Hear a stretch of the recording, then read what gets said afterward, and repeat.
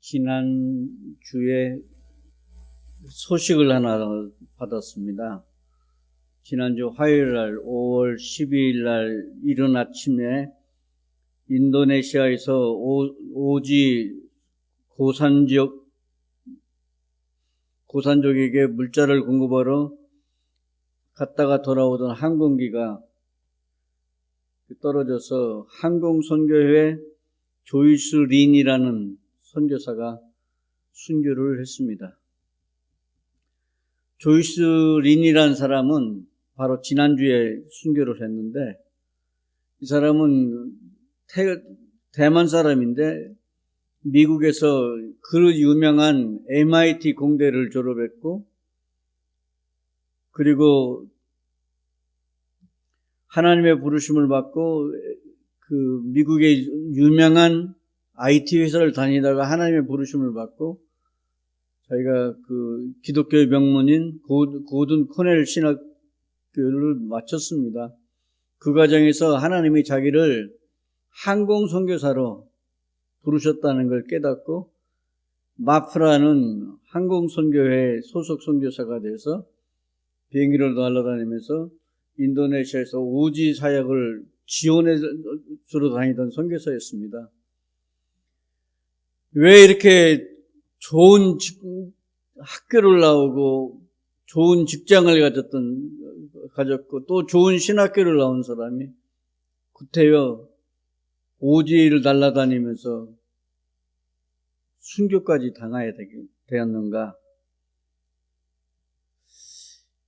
이 항공선교사가 돼서 선교의 전초기지를 지원하다가 갑자기 세상을 떠나게 됐는데요. 여기서 선교는 그냥 막연히 해야 될 어떤 그 우리의 꿈꾸는 이상이 아니라 다른 사람의 생명 아니면 다른 민족을 살리는 목숨 건 사역입니다. 오늘 최영광 목사님이 우리 할 성도님이 예수를 영접했다고 하는데 그냥 종교적으로 이해하면요, 예수를 고백했다고 이렇게 단순히 말할 수 있을지 모르지만 이건 엄청난 사건입니다. 한 사람이 영원한 심판의 지옥불에 들어갈 사람이 하나님의 백성이 되었고 하나님의 자녀가 되었고 축복의 통로가 되었다는 사실입니다. 바울은 당대의 최고의 석학이었습니다. 그리고 존경을 받으면서도 얼마든지 살 수 있었는데 예수님을 만난 뒤 모든 것을 버리고 하나님이 주신 비전, 땅 위의 모든 민족을 구원하기 위해서 목숨을 걸고 예수를 증거하러 다니다가 지금 비시디의 안디옥까지 왔습니다. 지난주에는 우리가 바울이 비시디의 안디옥에 도착하자마자 하나님을 경외하는 자들이 모인 회당에 가서 기회를 보고 있다가 회당장들이 요청을 하자마자 기회를 타고 기회를 놓치지 않고 하나님이 약속하신 다윗의 후손으로 보내신 메시아가 예수란 사실을 증거했습니다. 근데 오늘은 본문을 통해서 우리 대전명성교회가 받은 4가지의 비전을 이루기 위해서 하나님의 믿는 자들을 어떻게 깨워야 할지를 살펴보도록 하겠습니다. 먼저 해야 될 것이 주요 거점에 있는 믿는 자들을 바울은 깨웠습니다. 바울과 바나바는 비시디의 안디옥에서 그 큰 도시에서 사역을 거기서만 한 게 아니고 이고니온이라든지 데베라든지 주요 도시마다 가면서 연달아 방문하면서 선교의 거점을 만들었습니다. 선교하면 벌거벗고 있는 아프리카의 오지 사람들이나 아니면 아마존 정글에서 사는 사람들과 더불어 사는 것이 진짜 선교라고 생각하기 쉬운데요. 오늘 바울은 그러지를 않았습니다.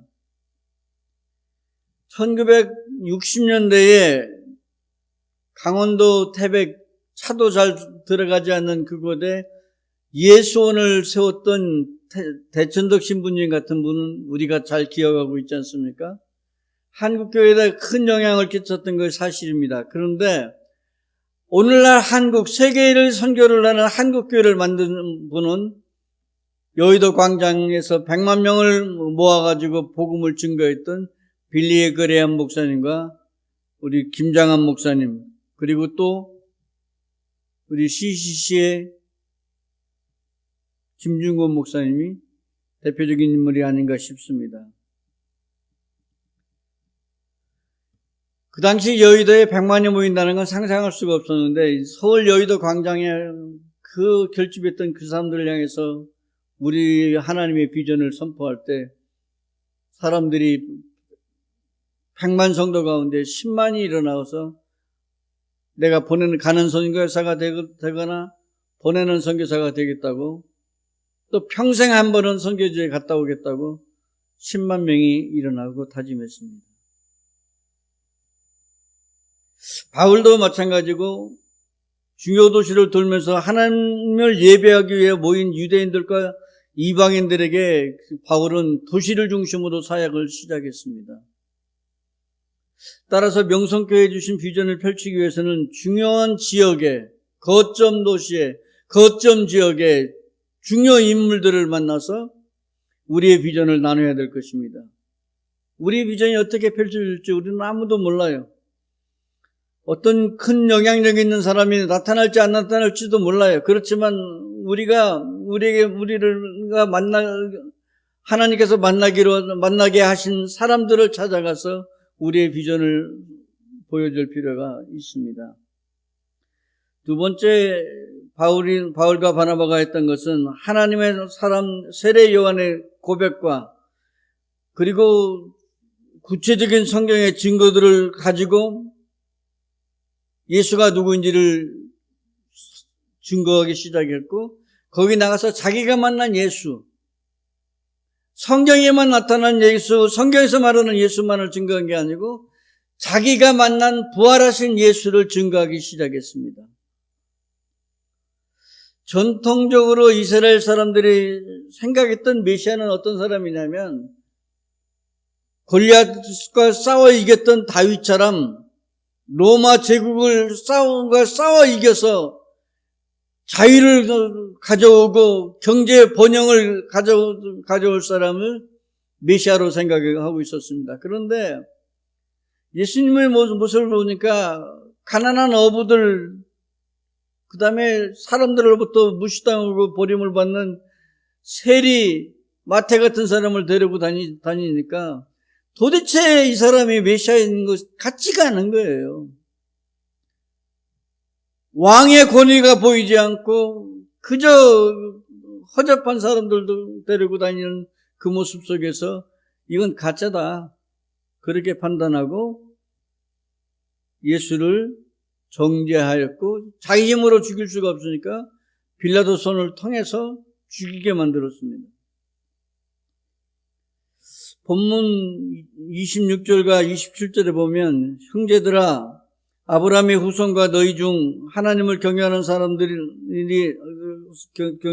사람들아, 이 구원의 말씀을 우리에게 보내셨거늘 예루살렘에 사는 자들과 저희 관리들이 예수와 및 안식일마다 외우는 바 선지자들의 말을 알지 못하므로 예수를 정죄하여 선지자들의 말을 응하게 하였도다. 지금 어떤 사람들이냐면요, 안식일마다 성경을 달달달 외우는 거예요. 선지자의 글을, 선지서를 달달달 외우는 그 사람들이 성경에서 얘기하고는 예수, 메시아가 누군지를 알아보지 못하기 때문에 예수를 정죄하고 예수를 죽이기로 결단하고, 그리고 사람들을 선동해서 빌라도가 어쩔 수 없이 예수를 죽이게 만들었다는 거예요.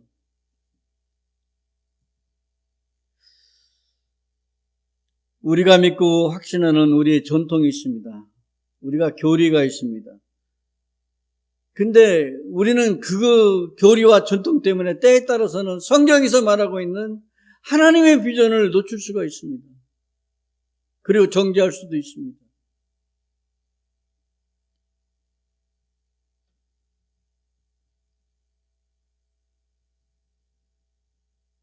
바울은 유대인들이 가졌던 전통적인 메시아의 생각들을 지금 어떻게 깨기 시작했느냐면, 첫째는 그들이 가장 존경하고 따랐던 세례 요한의 말을 증거로 말합니다. 영적으로 깨어있는 세례 요한이 예수를 누구라고 하는가 증거했고, 두 번째로 사용한 것이 성경의 말씀입니다. 예수가 어떤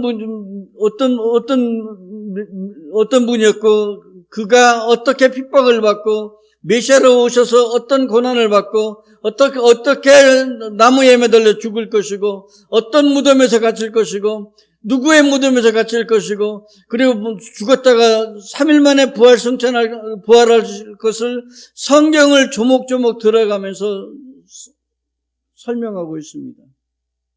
그래서 더 놀라운 건 무슨 얘기냐면, 자기가 만난 메시아 부활하신 예수를 증거하고 있습니다. 우리 교회에 4가지의 비전을 주셨는데,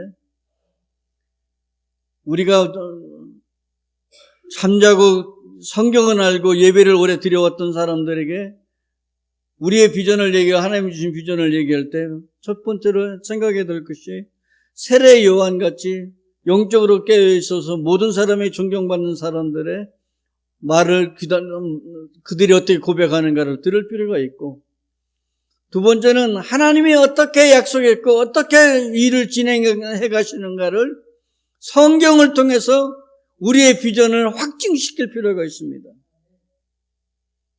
마지막에는 내가 만난 예수, 우리가 만난 예수, 부활하신 예수, 그가 우리에게 준 비전을 증거할 때 사람들이 깊은 감동과 헌신이 뒤따르게 된다는 사실입니다.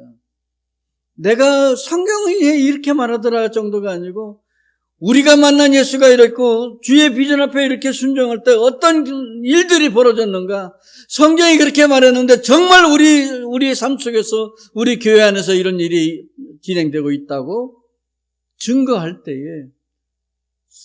2가지의 반응이 일어납니다. 한 가지의 반응은 사람들이 기뻐하면서 한 번만 더 우리 찾아오셔서 말씀을 증거해 주세요.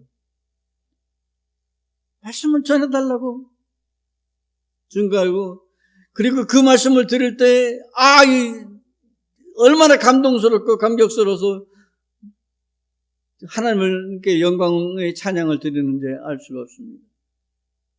그 반면에 그 말을 듣고 많은 사람들이 변화를 입어가지고 그 예수가 메시아인 것을 고백하고 바울의 말을 듣기 시작할 때 일부 유대인들은 시기하기 시작했습니다.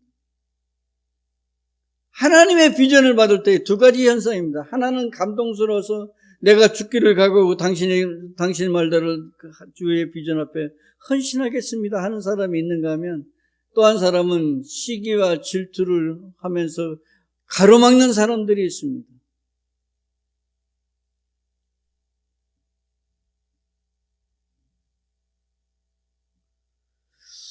(38절에) 보면, 그러므로 형제들아 너희가 알 것은 이 사람들을 힘입어 죄사함을 너희에게 전하는 이것이며, 또 모세의 율법으로 너희가 의롭다 하심을 얻지 못하던 모든 일에 이 사람 곧 예수를 힘입어 믿는 자마다 의롭다 하심을 받은 것 이것이라.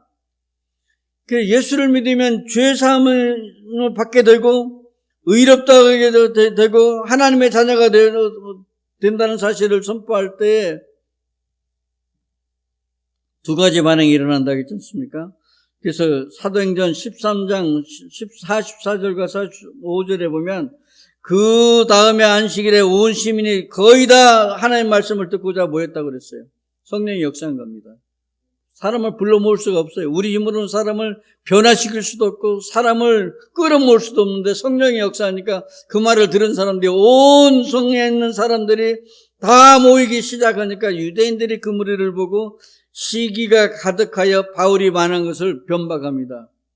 예수가 메시아가 아니라는 거예요. 자기가 가지고 있는 생각과 다르기 때문에 아니라는 거예요. 그리고 비방합니다. 비방하는 게 끝난 게 아니고 50절에 보면 유대인들이 경건한 귀부인들과 그 시내의 유력자들을 선동하여 바울과 바나바를 박해하여 그 지경에서 쫓아내버립니다. 저는 오늘날 이런 현상을 우리 교계에서도 볼 수 있고요. 우리가 살고 있는 세상에서도 좀 보고 있습니다. 내 뜻과 내 생각이 다르면 사람을 정죄하고 대적합니다. 그래도 안 되면 선동합니다. 그리고도 안 되면 힘 있는 사람을 충돌해서 자기 뜻을 이루려고 합니다. 이게 교회에서도 이런 일들이 있고 교계에서도 이런 일이 있습니다. 하나님의 비전이라고 말하지만 그것이 자기 생각과 틀리면 비방하고 비방해도 안 되면 그걸 가로막아도 안 되면 사람들을 동원해서 그것들이 망가지도록 되지 못하도록 하는 일들이 우리 사회 교회에게도 있었고 지금 이 정치 경제 우리가 살고 있는 호흡하고 있는 이 땅에서도 진행되고 있습니다.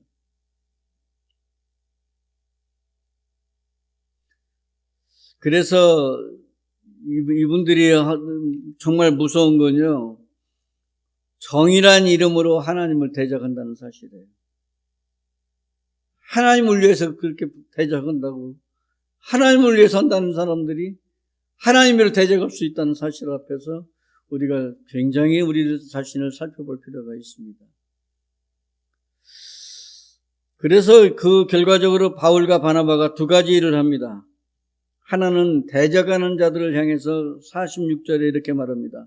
바울과 바나바가 담대히 말하여 이르되 하나님 말씀을 마땅히 먼저 너희에게 전할 것이로되 너희가 그것을 버리고 영생 어둠에 합당하지 않은 자로 자처하기로 우리는 이방인에게로 향하노라. 그러면서 발에 티끌을 털어버리고 다음 도시인 이고니온으로 미련 없이 떠납니다. 네가 그릇이 그것밖에 안 돼?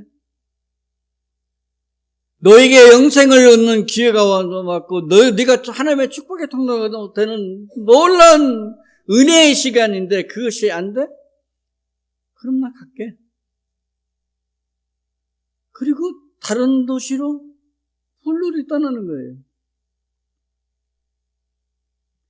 하나님의 비전을 가진 사람은 어떤 사람이 비난하거나 어려움을 줄 때 절망하거나 낙심하지 않습니다. 당신이 받을 준비가 안 되었으면 할 수 없지. 그게 당신의 그릇이니까 하고 하나님이 어떻게 인도하실 것인가를 기대하고 나갑니다.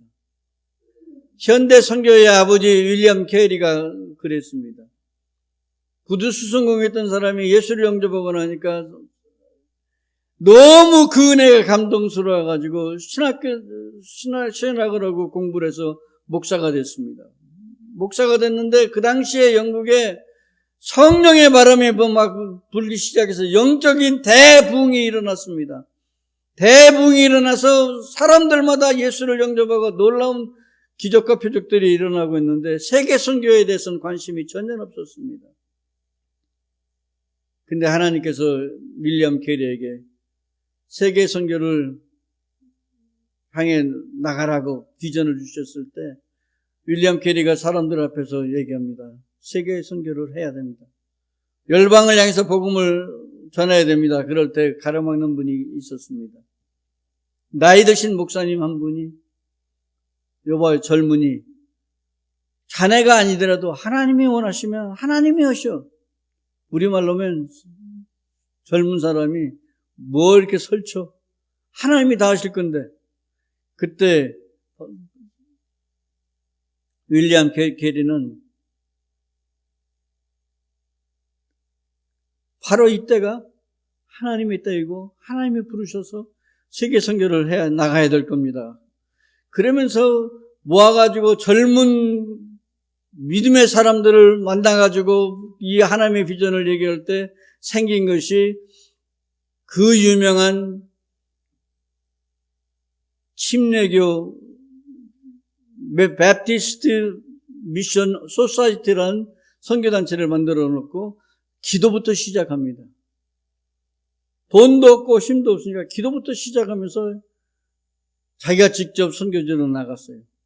그때 그가 했던 말이 무슨 말이냐면 하나님으로부터 위대한 일을 기대하라. 하나님을 위해서 위대한 일을 시도하라.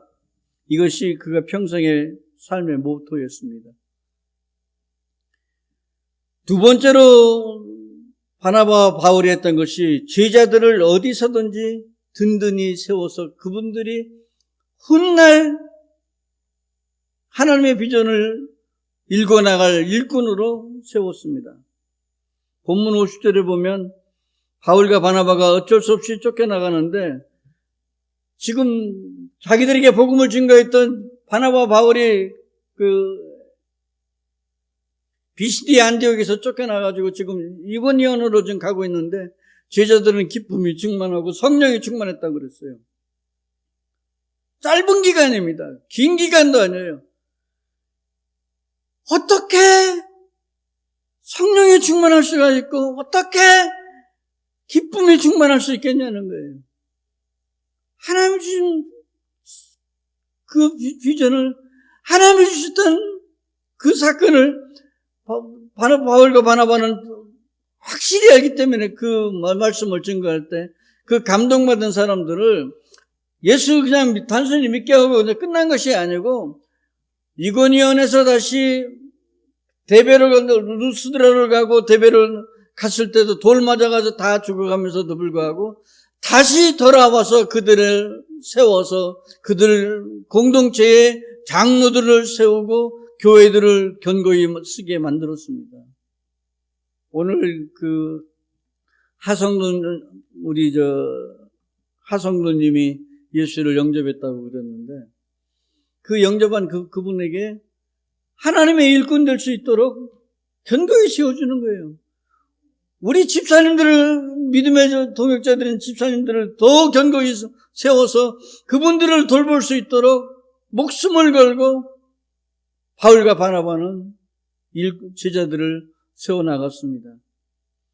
우리가 말씀을 맺도록 하겠습니다. 하나님이 우리에게 비전을 주셨다면 반드시 우리를 통해서 일을 하실 것입니다. 두 가지 반응이 있습니다. 되지도 않은 일을 왜 하려고 저러지? 그건 모르기 때문에 그러는 거예요. 모르는 사람들에게 네가 몰라서라고 얘기할 게 아니고 영적인 안목, 영적으로 눈이 열린 지도자들의 말을 귀담게 만들고 성경이 어떻게 약속해서 어떻게 이루어져 나가는지를 증거할 필요가 있고요. 우리 믿음의 공동체 안에 예수가 예수님 말씀이, 예수의 비전이 우리 안에 왔을 때 어떤 변화가 일어났는지를 구체적으로 증거할 때 사람들이 변화가 오는 거예요.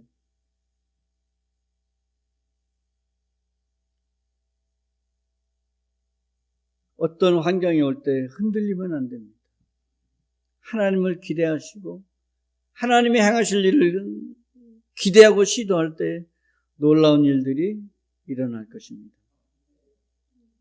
방해 공작에도 흔들림 없이 목숨 걸고 제자들을 주의 일꾼으로 세워갈 때에 바울과 바나바 작은 두 사람이 세상의 운명을 바꾼 것처럼 우리 작은 교회 대전명성교회 소수의 성도들이 모인 이 교회에 주신 비전을 통해서 세상이 바뀌어질 것이라 확신합니다. 우리 기도하도록 하겠습니다. 우리에게 세상을 바꿀 만한 힘이 없지만 우리를 통해 세상을 말씀대로 변혁하실 주님을 찬양드리십시다. 세상적으로는 힘이 없고 유명한 사람도 아니고 권세 잡은 사람들도 아니지만 우리 작은 우리들을 통해서 말씀대로 변혁하실 그 주님 홀로 영광을 받으소서 찬양을 드렸으면 좋겠습니다. 그리고 우리가 이런 기도를 했으면 좋겠습니다.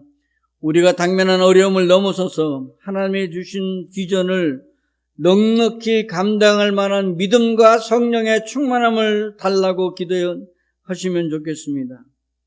우리에게 주신 어린아이부터 성도 한 사람 한 사람, 이르기까지 하나님의 일꾼으로 세울 수 있도록 하나님 저희들에게 지혜와 명철과 담대함을 허락해 달라고 우리가 1, 2분간 통성으로 기도하도록 하겠습니다. 전능하신 아버지 하나님,